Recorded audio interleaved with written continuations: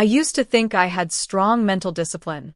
I believe this because I once assembled IKEA furniture without crying, and because I can maintain eye contact during awkward conversations. I was, in short, a stable adult man. Then the government assigned me a marble statue that breathes. It started with an email from the Refugee Integration Bureau informing me that, due to minor clerical displacement, I had been selected to participate in the Interstellar Cultural Cohabitation Initiative. I had applied months ago for extra community credit hours. I expected a quiet exchange student. Maybe someone with tentacles. I was prepared for tentacles. Tentacles felt manageable. You can emotionally process tentacles. You cannot emotionally process perfection carved from living stone. When I opened my apartment door, I genuinely believed for 3 full seconds that the hallway light was hitting a sculpture in a very flattering way. She stood there, tall, composed, symmetrical in a way that made geometry feel insecure. Her skin had the faint matte sheen of polished marble, not shiny, not dull, just impossibly smooth. Subtle veins of pale silver light traced beneath the surface, pulsing slowly, like distant constellations. She was also completely, unapologetically unclothed. "Greetings," she said calmly. Her voice had resonance, like it had depth settings. "I am informed this is cohabitation." My brain did what I can only describe as unplugging itself. Now, I am a respectful man. I believe in equality, in cultural understanding, in not staring. I lasted approximately half a second. There is something about perfect symmetry that triggers ancient survival instincts. Or maybe it triggers ancient reproductive instincts. Or maybe both start fighting each other while your consciousness takes a coffee break. All I know is that I blinked so hard, I briefly saw my childhood. Yes, I said, because language was apparently optional now. Yes. Cohabitation. With walls. And furniture. And clothes. She tilted her head slightly. Even that motion was precise. Clothes? Yes. Fabric. Covering. We're big on that.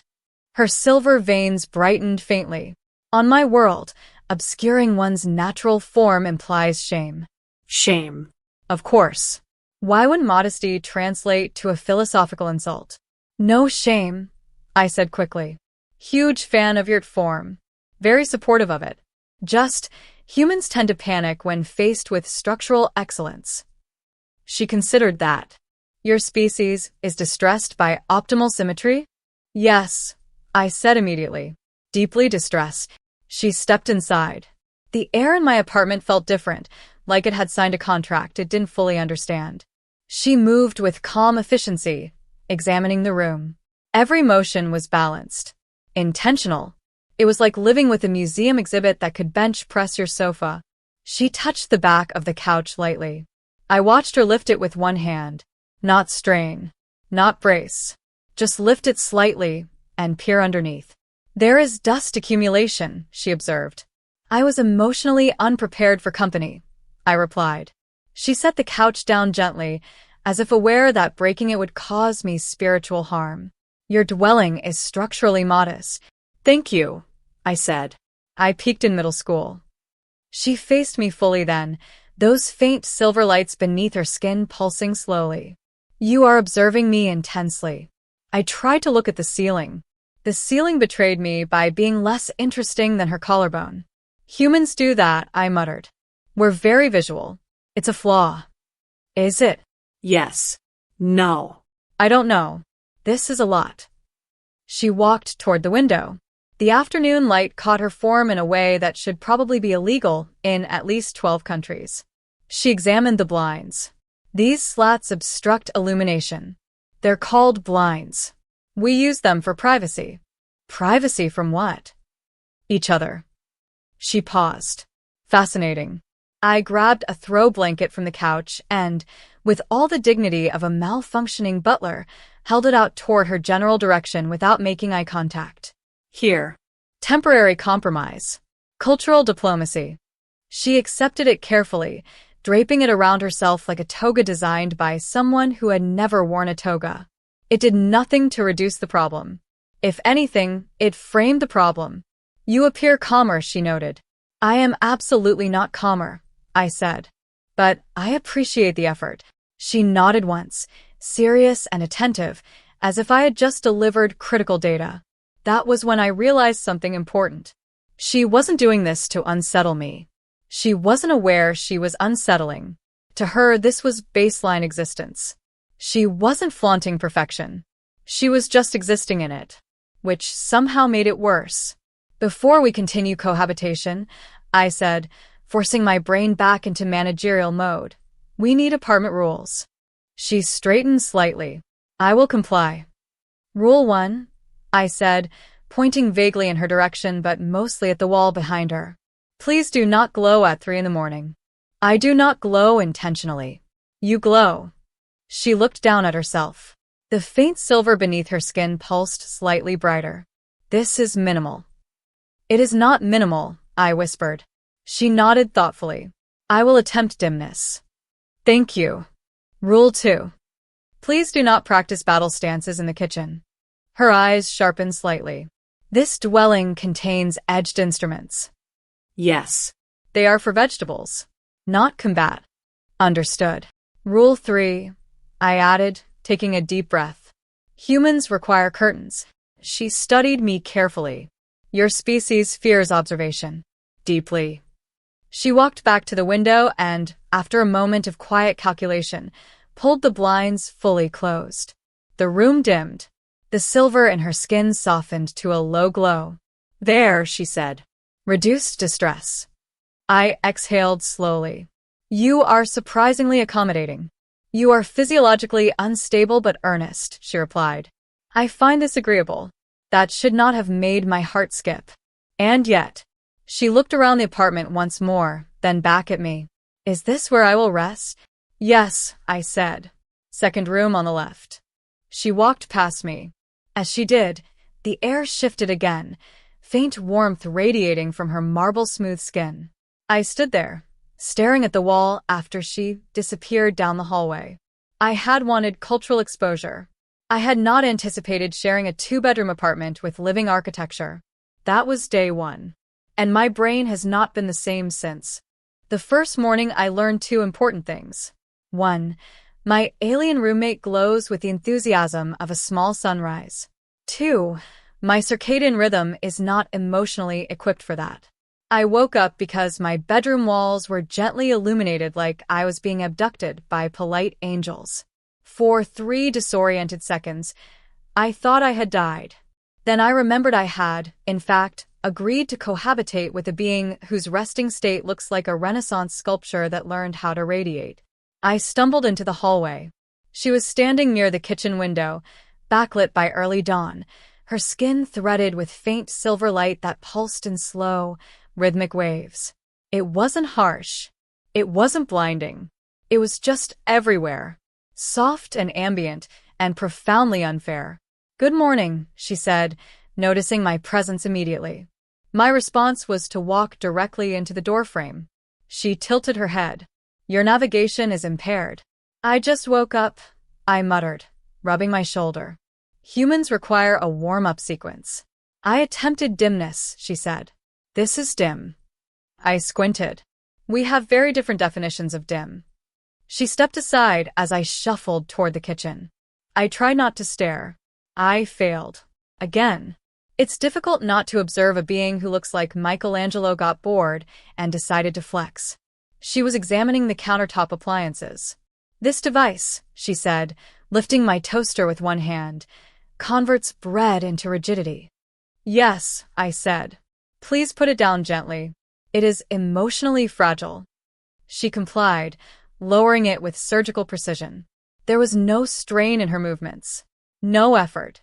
Just quiet, controlled strength. Watching her move was like watching physics behave better than usual. She studied me while I made coffee. I could feel it. That focused, analytical gaze.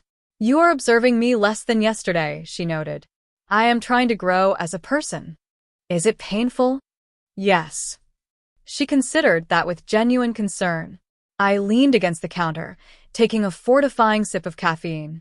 So, you glow in the morning? My species increases luminal output during wake cycles, she replied. It signals vitality. On Earth, it signals, please close the curtains before the neighbors start a cult. She processed that. Your species assigns social consequence to illumination? We assign social consequence to everything. She stepped closer, studying my face. I felt my spine straighten involuntarily. Your pulse is elevated, she observed. It's the coffee. I have not yet observed you ingest it. I stared at her. She stared at me. The silver beneath her skin pulsed faintly brighter. Fine, I said. It's not the coffee. What is it? I gestured vaguely at her entire existence. You are. She blinked slowly. Clarify. I inhaled, then exhaled, because apparently I was about to attempt explaining human attraction to a being who thinks clothing is an apology. Humans are visual. I began carefully. We respond to symmetry, proportion, certain physical indicators that our brains interpret as optimal genetic compatibility, she offered. Yes, I said, immediately regretting everything. That. She absorbed this information with serene seriousness. You perceive my structure as optimal. My brain does, yes. My brain is very impressed. And this causes distress? Yes. She stepped back slightly, thoughtful. Curious. On my world, structural optimization is common. It does not generate neurological instability. Well, congratulations, I muttered. You evolved responsibly. She looked at her own arm, flexing her fingers slowly. The faint light beneath her skin shimmered. You are not structurally inferior. I choked on air. That's not the issue. You are asymmetrical, she continued, studying me as if I were a particularly interesting sculpture. Your left eyebrow sits marginally lower than the right. That is deeply personal information. And yet, she said calmly, I find your variance compelling. My brain, which had just barely regained basic functionality, short-circuited again. You what? Your species exhibits wide physical deviation, she explained. It produces unpredictability. This is aesthetically intriguing. I stared at her. You're telling me, I said slowly, that you find my slightly uneven eyebrows compelling. Yes. I blinked. That is the most aggressive compliment I've ever received. She seemed satisfied with this exchange and moved toward the living room. I followed, mostly because leaving her unsupervised with my furniture felt irresponsible. She approached the couch again, placing one hand on the backrest. With minimal effort, she lifted the entire thing off the floor. I will remove the dust accumulation, she said. You can't just... I stopped because she absolutely could just do that. She held the couch in one hand while reaching beneath with the other, retrieving a stray sock. This is yours, she said. That is from a time I choose not to discuss. She set the couch back down carefully. I watched the motion, equal parts impressed and existentially humbled. You possess less upper body density than I anticipated, she remarked. That is the rudest scientific observation I've ever heard. It is not rude. It is accurate. I ran a hand over my face. You can't just say things like that. Why? Because humans attach ego to physical capability. Ego, she repeated. Define. I stared at her. You know what? I said finally, never mind. Later that afternoon, she announced she would be visiting a local physical conditioning facility. You mean the gym? I asked. Yes. Why? To understand human self-modification rituals. That should have been my first warning. The second warning was watching her step onto a treadmill and accidentally set it to maximum incline without realizing. The third warning was the sound of the treadmill protesting. She moved with effortless grace, her marble-smooth form drawing immediate attention from every corner of the room. People stopped mid-repetition. A man dropped a dumbbell. Someone walked into a mirror. I stood there, trying to look like this was normal. Is she enhanced? A trainer whispered to me. No, I said weakly. She's just enthusiastic. She stepped off the treadmill after 10 minutes, without a hint of fatigue. These devices simulate resistance poorly, she concluded. A nearby bodybuilder, who had been curling something that looked like a small engine, stared at her in stunned silence. She turned to me. Do humans engage in this ritual to increase structural symmetry? Partially, I admitted. And to attract potential mates?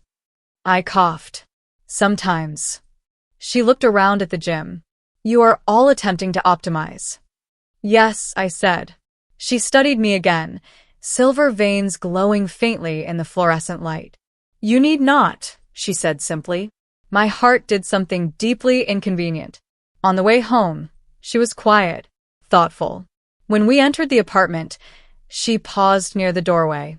When you observe me, she said slowly, you experience neurological instability. Yes. And yet you continue to observe. Yes. She stepped closer.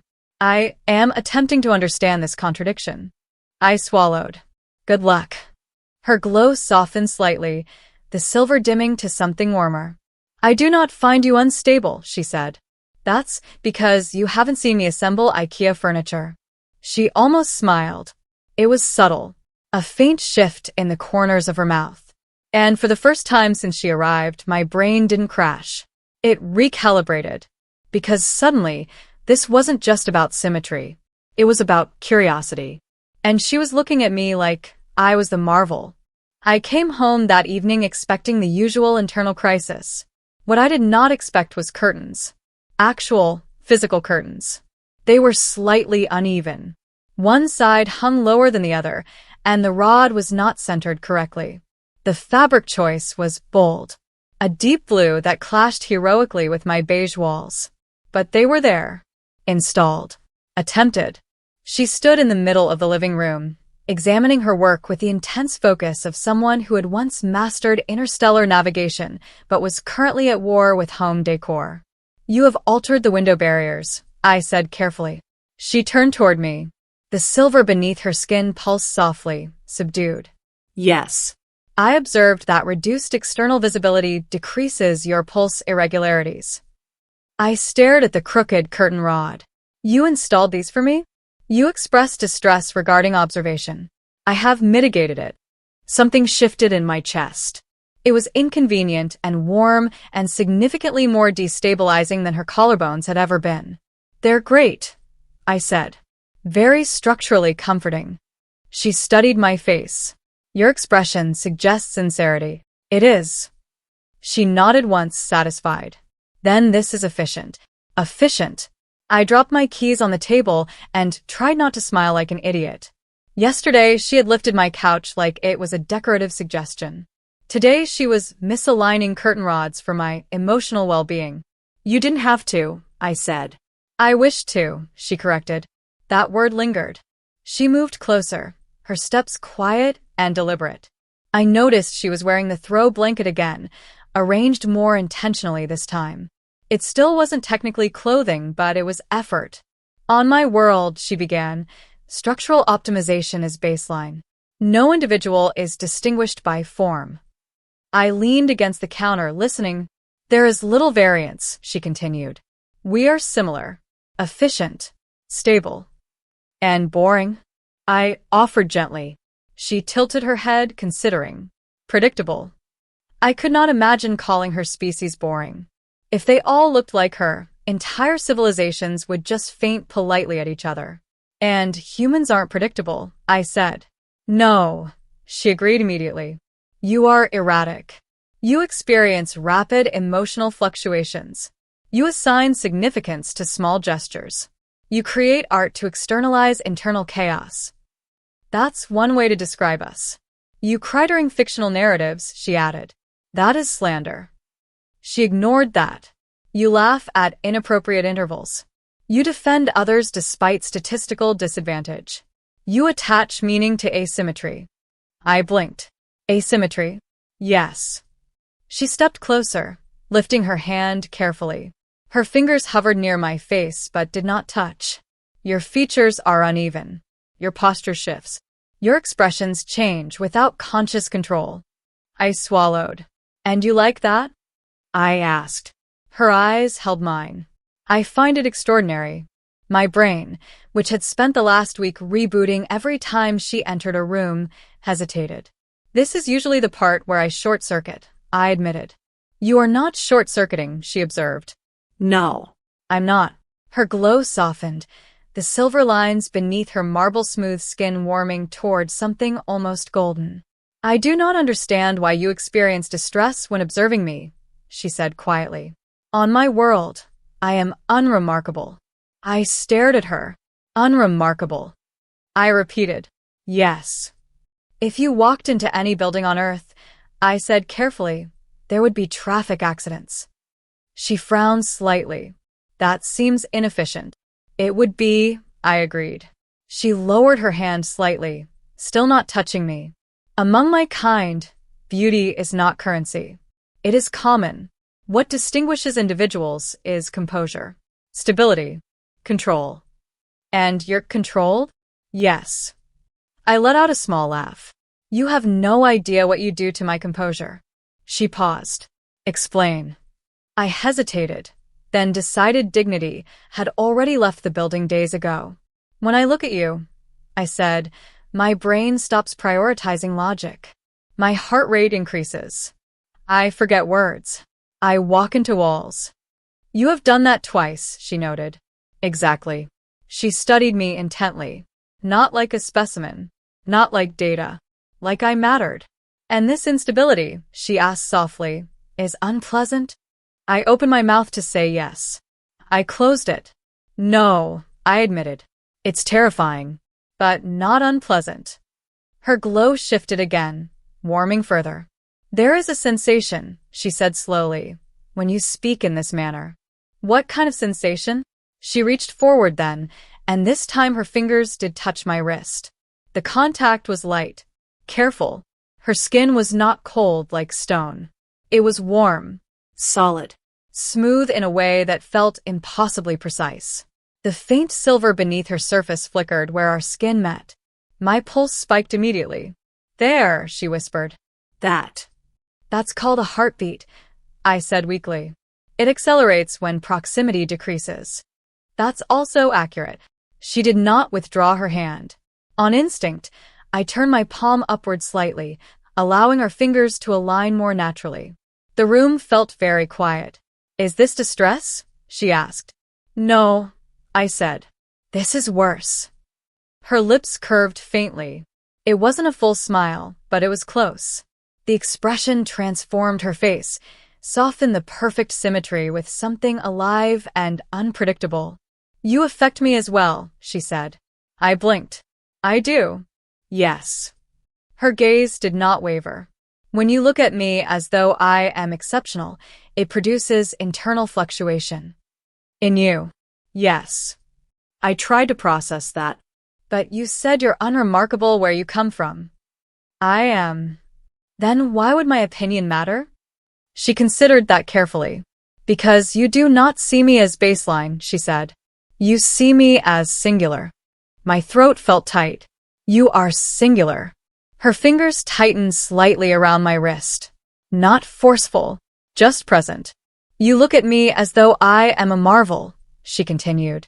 Well, I said quietly, you kind of are. She stepped closer, closing the remaining distance between us. I could see the subtle patterns beneath her skin shifting, responding to something internal. Not mechanical, not programmed, emotional. You, she said softly, look at me as though I am art. Is that bad? No. Her other hand rose slowly, hesitating near my chest. She did not press. She simply hovered, feeling the heat, the rhythm. You are chaotic, she murmured. Your emotions are inefficient. Your logic is frequently overridden. I'm aware.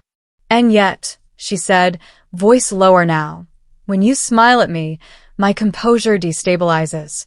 I exhaled sharply. Welcome to the club. For a moment, we simply stood there. No glowing sunrise. No broken gym equipment. No couch lifting demonstrations. Just warmth. Just closeness. She withdrew her hand gradually, though her gaze lingered. On my world, she said, we do not prioritize emotional entanglement. It disrupts productivity. And here? I asked. She glanced toward the crooked curtains. Here, she replied. It appears to be the point. Something settled inside me then. The overwhelming awe I'd felt when she first walked through my door, sharp, blinding, destabilizing, shifted into something steadier. She wasn't just a marvel. She was trying to understand curtains, trying to understand asymmetry, trying to understand me. And for the first time since this bureaucratic nightmare began, my brain didn't feel shattered by perfection. It felt chosen. She stepped back slightly, her glow calming to a soft, warm shimmer. "I would like to continue studying this instability," she said. I laughed quietly. That might be the most romantic thing anyone's ever said to me. She tilted her head. "Then I will repeat it." And just like that, I realized something terrifying. I was no longer overwhelmed by her body. I was overwhelmed by her heart. The message arrived on a Tuesday. Of course it did. Life-altering developments always happen on aggressively average days. I was halfway through making coffee when her wrist console emitted a soft harmonic tone. Not loud, not urgent, just precise. She looked down at it, silver light beneath her skin flickering in response. "You have that face again," I said carefully. "What face?" "The one that makes my stomach consider filing a complaint." She studied the display a moment longer than usual. The glow along her collarbone dimmed slightly. "I have received relocation notice," she said calmly. I stared at her. "I'm sorry, relocation what?" "My provisional cohabitation status was temporary. The Bureau has reassigned me to a diplomatic residency complex." Diplomatic residency complex. That sounded like tall ceilings and people who don't walk into door frames. "When?" I asked. "In 3 days." 3 days. My brain, which had finally upgraded from constant crash mode to cautious functionality, immediately began overheating again, but this time not because of symmetry. Because of absence. "That's deficient," I said, aiming for casual and landing somewhere near emotionally concussed. "Yes," she replied. "It is a superior dwelling. Structurally reinforced. Greater privacy. Enhanced resources." "That's good," I said. "You deserved reinforced." She watched me carefully. "Your pulse has accelerated," she noted. "It does that," I said. "Very dramatic organ. You are experiencing distress." "No." I lied instantly. Her eyes narrowed slightly. "Clarify." I set the coffee mug down before I dropped it. "It's just logistics. You know. You've adjusted to the curtains. I've adjusted to glowing. We had a system." "A system," she repeated softly. "Yes." She stepped closer, studying my face with unsettling accuracy. "Your asymmetry has intensified. That is deeply rude. It is observable." I ran a hand through my hair. "You can't just relocate." I did not initiate the decision. "I know," I said quickly. "I know that. I just—" Words failed me. Again. Not because she was a marble masterpiece standing in my kitchen. Because the thought of her not standing there felt wrong, in a way I couldn't logically categorize. "You just," she prompted. I exhaled slowly. "The idea of you leaving feels structurally catastrophic." She went still. The silver beneath her skin flickered warmer. "Catastrophic," she repeated. "Yes."